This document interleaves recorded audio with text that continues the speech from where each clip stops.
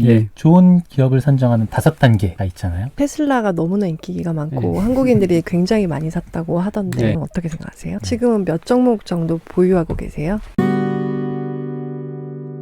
예, 좋은 기업을 선정하는 5단계가 있잖아요. 그걸 한번 좀 간략하게라도 좀 말씀해 주시면 되게 많이 참고가 될 것 같거든요. 네. 일단 제가 오늘 간단히 말씀드리고 각자 공부를 좀 하시길 바라고요. 제가 말씀드리고 싶은 거는 한 번 들었고 한 번 생각해서 아는 건 아닙니다. 제가 부탁드리고 싶은 본인이 많이 공부하시라는 거 저도 공부 많이 했고 첫 번째로는 기업에 자기가 투자하고 싶은 대상에 대해서 먼저 이해를 해라. 좋아하고 즐겁게 공부할 수 있는 거 이해가 되는지. 그러고 나서 이제 두 번째로는 필터링을 돌려서 기업이 재무적으로 안전적인지 돈을 잘 버는지 또 신뢰성이 있는지 그러니까 정량적으로 아까 말씀드린 이익이나 자산이 신뢰성이 있는지 그다음에 또 관리가 되는지 그 지표들이 의도적으로 지속적으로 체계적으로 관리가 되는지 그러고 나서 이제 보면은 가격이 적정한지를 봐야 될 거 아니에요?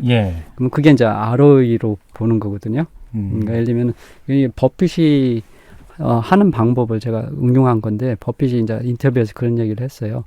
그 적정 주가를 어떻게 산정하느냐. 그때 S&P 500 기업의 평균 ROE 대비해서 비교해서 펄을 준다고 그런 얘기를 했거든요. 그러니까 쉽게 예를 들면은 뭐 음식점을 여러 군데가 있다. 근데 음식점 하나 사고 싶다. 근데 그 음식점에 평균 돈 버는 ROE가 있잖아요. ROE가 뭐냐면 ROE를 어렵게 생각하지 마시고 예금이나 채권 이자율이라고 생각하시면 돼요. 그러니까 예를 들면은 기업의 ROE가 뭐냐면 자기 자본분의 이익이잖아요. 그럼 예금은 뭡니까? 예금을 드시면 금리. 예금 이자. 내가 예를 들면 지금 1%면은 1% 정규면 1%면 100을 투자해서 내 돈이 100을 투자해서 이익을 1% 얻는 거잖아요. ROE 1%잖아요. 그렇죠? ROE 1%. 그러니까 기업은 그게 똑같아요. 자기 자본분의 이익, 그게 ROE잖아요. 이제 배당이 없다고 일단 가정하면은 ROE가 10이면 10% 예금 채권 이자, 복리 채권 이자인 거예요. 예를 들면은 예금은 그냥 1%가 계속 유지가 되는 거고 10%면 10%로 복리가 돼서 7년이면 더블로 되는 거죠. 그래서 이제 그걸 기준으로 해서 평균 기업의 S&P 평균 기업의 미국이 작년에 15% 정도 되거든요. ROE가. 근데 내가 투자하고 싶은 기업이 ROE가 여기 30이다.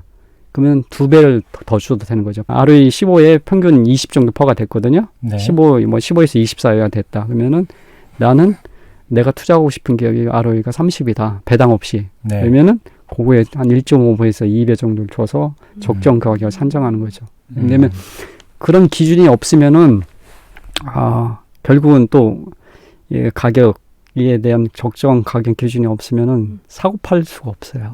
결국은 그것도 자기 나름대로 기준을 가져야 돼요. 그러니까 레인지를 두는 거죠. 이 정도면은 합리적인 가격 범위대다. 이런 가격 기준이 있어야 사고 팔고를 할 수 있고 보유를 할 수 있어요. 기본적으로 저 같은 경우에는 이제 기본적으로는 산 기업은 거의 안 팔거든요. 특별히 그런데 이제 근데 기업이 또 일부는 제가 사고 파는 건 뭐냐면 진짜 오버프라이싱 됐을 때 너무 비상적일 때는 이건 아니잖아요. 그러면 일부는 팔아요. 근데 그래도 90%는 갖고 있습니다. 10% 정도만. 왜냐면 엊그제도 이제 버핏 글은 제가 계속 항상 묵상하듯이 항상 보거든요. 근데 버핏이 그런 얘기를 하거든요. 영어로 I don't think of Apple as a stock. I think of it as my third business. 이게 무슨 얘기냐면은 나는 애플을 주식으로 생각하지 않고 나의 세 번째 사업으로 생각한다. 근데 결국은 이런 마이너한 방법, 투자 방법 여러 가지가 있는데 결국 돈을 벌고 못 벌고 결정하는 거는 기본이에요. 결국 올라가 보면 사고가 단타 하시는 분 같은 게 돈을 벌 수 있어요. 근데 제가 20, 30대들한테 오면 단타를 하지 말고 이렇게 장기 투자를 하고 공부하라는 이유가 뭐냐면은 실제 이게 제 경험이에요. 제가 회계법 20년 생활했는데 투자 지금 6년째 하고 있는데 6년이 너무 재밌어요.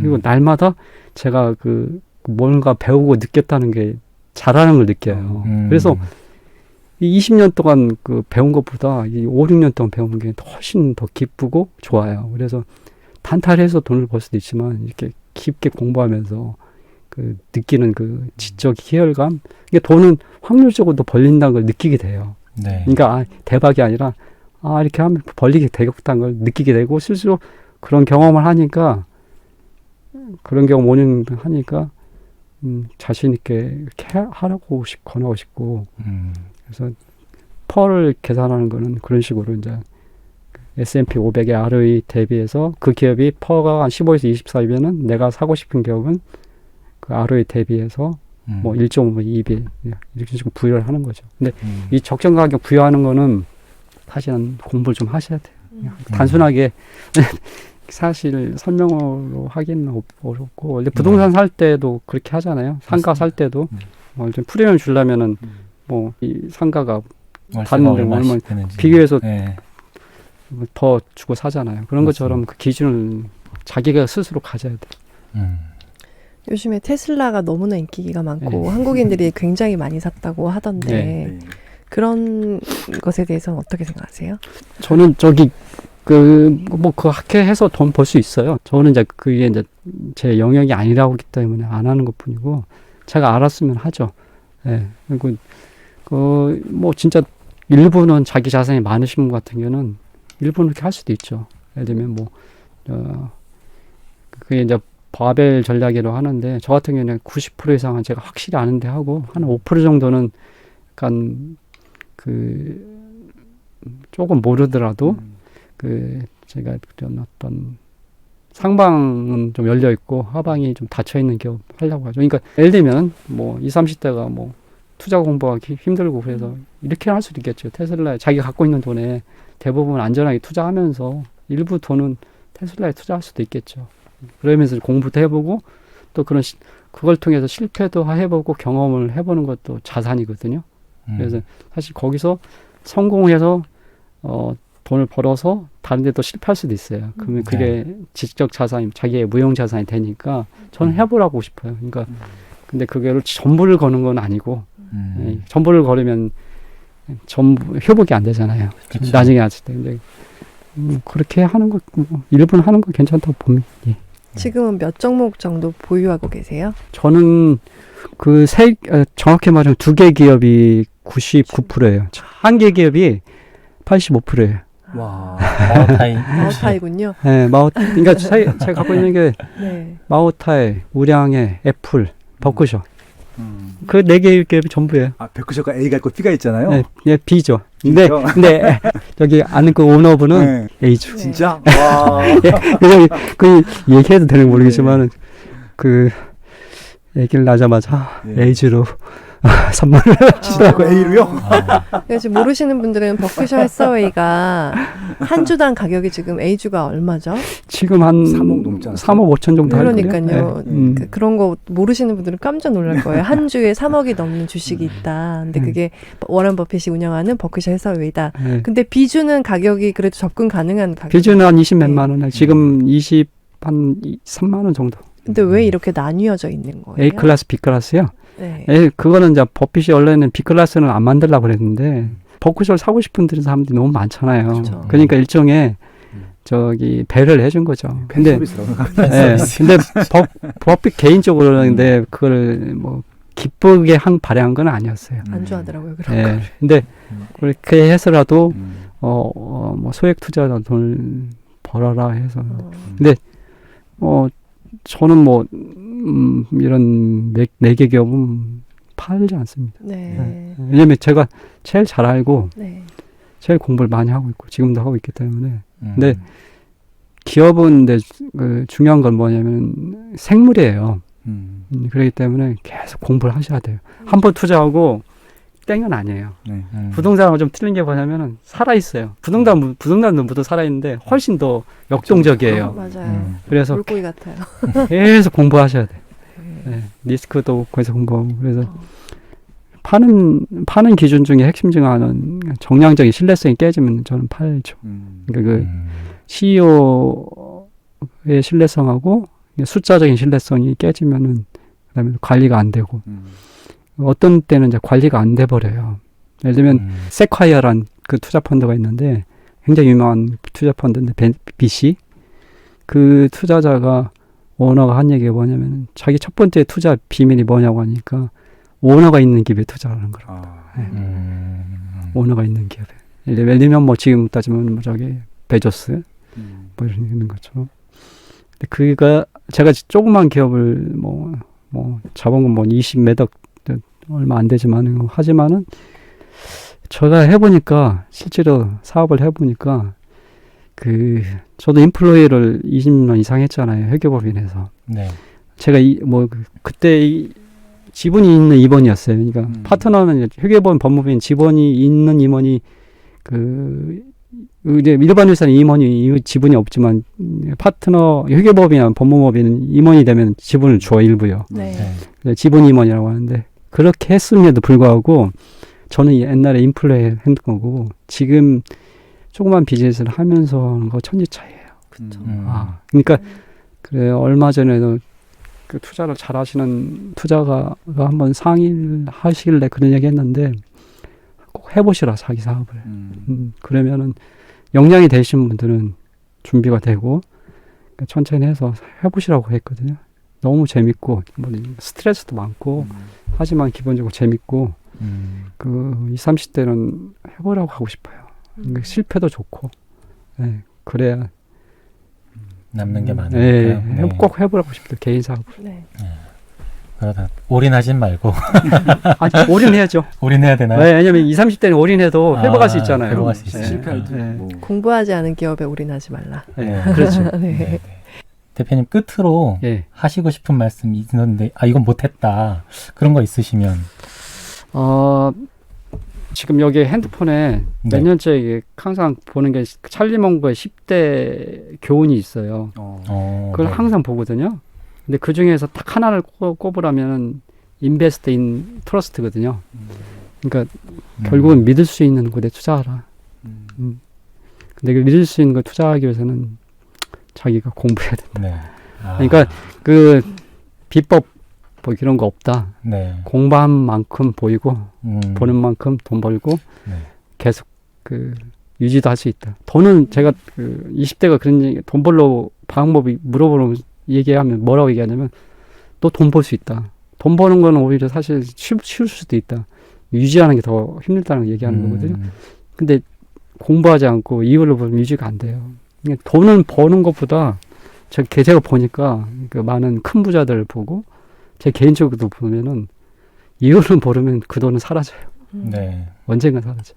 나한테 내일 사라지든지 내 후손에서 사라지든지. 그러게요.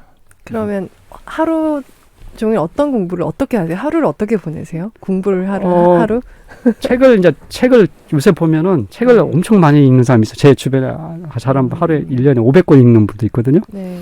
근데 주변에 가끔 가다 저도 책을 엄청 많이 읽는 사람 중에 하나이긴 하지만은 한 30년 동안 저는 이제 개인적으로 화장실에서 책을 읽어요. 네. 화장실에 보통 와이프가 그래서 그 책 굉장히 싫어하지만 그게 한 20년 넘었어요. 근데 그 책을 많이 읽으면 것보다 더 중요한 게 제 개인적으로 생각하는 책을 1시간 읽으면은 생각을 1시간 반드시 해야 돼요. 제 얘기를 하면 뭐 안 먹힐 수도 있으니까 누구냐 알버트 아인슈타인. 네. 알버트 아인슈타인이 실제로 한 얘기입니다. 그 기자가 인터뷰했을 때 당신은 이렇게 천재 아니냐. 위대한 천재다. 그러니까 아인슈타인이 그랬어요. 나 천재 아니다. 근데 내가 잘하는 거 하나만 내 성공의 비결이라고 얘기한다면 나는 한 주제에 대해서 몇 달, 몇 년씩 생각할 수 있는 그런 건 있다. 근데 저 같은 경우에 그걸 누구한테 배웠냐면 항농문 교수님한테 배웠어요. 몰입이란 그래서 저 같은 경우니까 개인적으로 그 투자에 대해 거의 24시간 생각을 합니다. 네. 그만큼 좋아하니까. 그러니까 결국 그렇게 했을 때 터지더라고요. 개인적으로. 그래서 몰입하지 않고 미치지 않으면은 힘들기도 하지만은 쉽게 말하면 매니아가 되지 않으면은 어느 섹터든지 큰 성공은 힘들다. 작은 성공도. 애플에 제가 참 돈을 많이 썼는데 말이죠.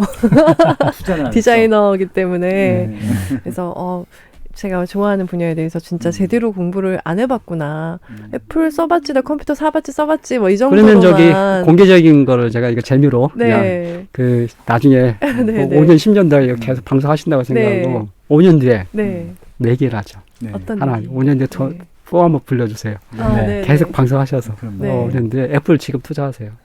너 애플 이미 투자하고 있습니다. 계속 투자하세요. 예, 알겠습니다. 계속 투자하셔서 만약에 손해를 보면은 내가 일부러 보전하고 벌으면 버는 거에 몇 분의 1을 준다든지 버는 거에 뭐 10% 준다든지. 네, 지금 애플이 2조 달러가 넘었다고 하더라고요. 시가총액이. 어제 이렇게 터치를 하고 또 내려왔다 이렇게 소식을 들었는데 지금 이 방송 때문에 애플 더 커질 것 같아요. 2조 이상 넘어갈 것 같아요. 제가 계속 이게 말씀드렸잖아요. 그러니까 단기적으로 10% 20%를 보시냐. 이게 공부를 할수록 그 기간이 길어져요. 네. 그러니까 공부를 하실수록 확신이 생기고 그러면 애인 보유 기간이 길어질 수밖에 없어요. 뭐 그러면 수익률이 아까 말씀드린 100년을 보시면 버핏처럼 13,000배 보면 지금 10% 20% 100%는 의미가 없죠. 네. 그러니까 손익계산서를 좀 길게 좀 가지셨으면 좋겠어요. 네.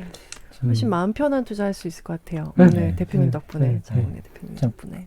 애플 계속 말씀하시니까 저는 사실 여기 보면서 11개 기업 중에 지금 매수 적격인 기업 소개해 준 게 혹시 있을까 싶어서 그것만 봤거든요. 애플이 유일하더라고요, 책에서. 근데 그 가격 기준이 올해 2월 달 기준이었더라고요. 그래서 지금 얼마지? 그리고 그때 2월 달 가격은 얼마였지? 이걸 봤더니 2월 달에는 한 320달러, 코로나 터지기 직전이라 그 정도 됐고 지금은 460달러예요. 그럼 이렇게 많이 올랐는데 지금은 또 맞나라는 생각을 하면서 봤는데 대표님 말씀은 어쨌든 한 10년 보면 그 가격이나 크게 의미 없다. 이게 책을 2년 전에부터 쓴 거거든요. 계속 말씀드리면 결국은 그 복리의 버핏이 큰 부의 비결이 복리라고 했잖아요. 복리의 매직이 생기는 거는 보통 제가 경험을 해보니까 3, 4년 차가 지나서부터 커브가 팍 올라가요. 근데 그러면은 예를 들면은 팔라고 해도 안 팔아요. 그러겠어요. 그래 그냥 진짜 3년 4년만 버티면은 팔라고 해도 안 팔아요. 사람들이 이제 개인적으로 보면 안 파시더라고요. 그래서 근데 또 이제 10년 20년 되면 복리 커브가 더 올라가잖아요. 복리의 매직이 그거잖아요. 그래서 결국은 부동산도 복리의 매직이라고 저는 생각하거든요. 알겠습니다. 팔지 마시고 5년 뒤에 그 결과를 한번 다시 한번 보는 걸로. 나 버는 일만 남았다. 확률적인 겁니다. 근데 공부를 하셔야 되는데 공부 안 하면은 제 개인적 경험도 팔게 되더라고요. 왜냐면 기업은 그 시험 제가 재무제표를 쫙 보면은 사이클이 길게 볼수록 더 잘 보이거든요. 10년에 한 번씩 사이클이 있어요. 그러니까 반드시 한 번 어느 기업이든지 개인적으로도 저 개인적으로도 그렇고 국가도 그런 것 같고 사이클 한 번 반드시 있어요. 근데 그거를 모르면 팔게 돼 있어요. 제 경험을 얘기하는 거예요. 알겠습니다. 지금 2시간 거의 꽉 채우고 있어서 한 대는 카메라가 꺼졌어요, 심지어. 그만큼 되게 유익한 말씀 2시간에 걸쳐서 해주셨고요. 진짜 5년 뒤에 꼭 다시 모셔서 오늘의 결과가 어떻게 될지 꼭 봤으면 좋겠습니다. 15년 뒤에 봬도 그러니까 저는 계속 보유하고 있겠습니다. 기업의 가치가 무너지지 않은 이상. 알겠습니다. 오늘 2시간 동안 너무 감사했습니다. 이거 마지막으로 저도 감사드리고요. 뭐 저도 부족하고 아는 분야만 아니까 혹시라도 오해 안 하셨으면 좋겠어요. 저는 제가 말하는 몇 개 기업만 잘 알고 나머지 기업은 잘 몰라요. 걸러서 좀 들으셨으면 좋겠습니다. 감사합니다. 감사합니다. 정말 감사합니다. 겸손하시네요. 오늘 대표님과의 2시간 또 이렇게 마무리하겠습니다. 감사합니다. 감사합니다.